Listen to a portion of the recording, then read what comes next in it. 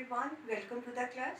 In previous lecture we discussed about the First World War and what was its impact on the Russian Empire. And just because of the World War One, there was a very crucial condition in Russia, and that is why the workers they protested against the low wages and poor working conditions, and it was called the February Revolution. Now, what happened after February Revolution? What was its impact? Like after February Revolution, provisional government was formed. So today we will read about that the impact of February Revolution, and afterward the more events took place towards the October Revolution when the Bolshevik leader Vladimir Lenin returned from his exile. I think you must remember about that the socialists they were divided in two parts, Bolshevik and Menshevik. And Menshevik they won the vote and they came into the rule. That is why, but now Bolshevik leader he came back and he had given the April thesis. So today we will read all about these topic. Let us start. After February means what was the impact of February Revolution? Army officials, industrialists were influential in the provisional government, but liberals and socialists among them worked towards an elected government. Restrictions on public meeting and association were removed. As you know, earlier during Duma, there were very strict uh, restrictions on the public meetings, right? But now all those were removed. Soviets were set up everywhere.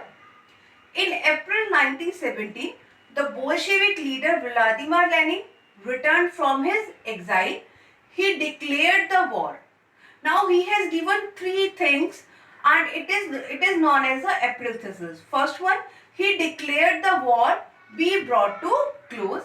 Second one, land be transferred to peasants and banks to be nationalized. These three above demands, these were known as the Lenin's April thesis.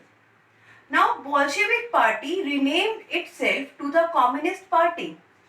Bolshevik influence grew and provisional government power reduced.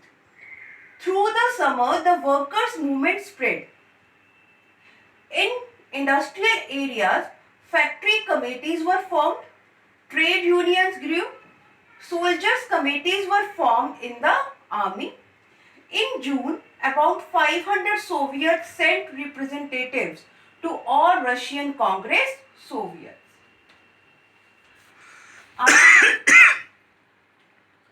As provisional government power reduced, it decided to take strong measures.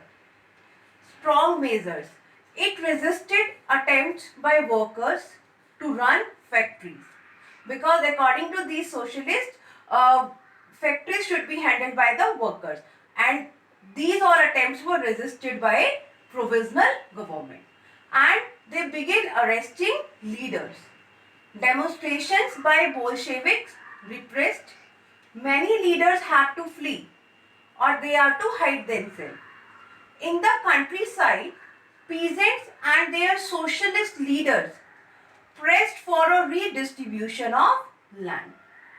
Land committees were formed to handle this. Peasants seized land between July and September 1917. So this was about the impact of the February Revolution, that what happened after that till July and September 1917.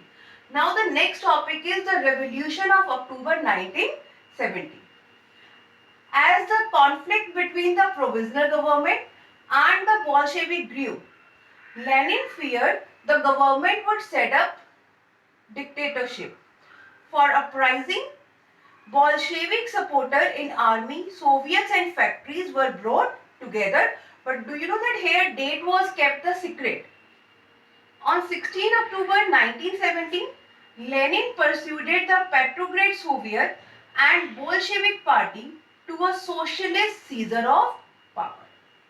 A military revolutionary committee was appointed under Leon Trotsky to organize the seizure. The uprising began on 24th October. Prime Minister Kerensky left the city to summon troops. Military men loyal to government seized the buildings of two Bolshevik newspapers. Pro-government troops were sent to take over telephone and telegraph offices and protect the Winter Palace.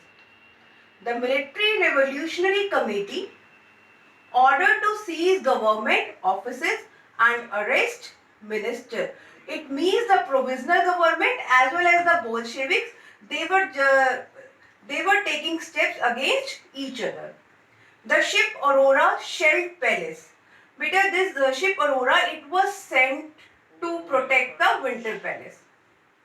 By night, city was under committee's control. The majority approved the Bolshevik action. By December, the Bolshevik controlled Moscow-Petrograd area. So this way, after October Revolution, the Moscow-Petrograd area, it was under the Bolsheviks.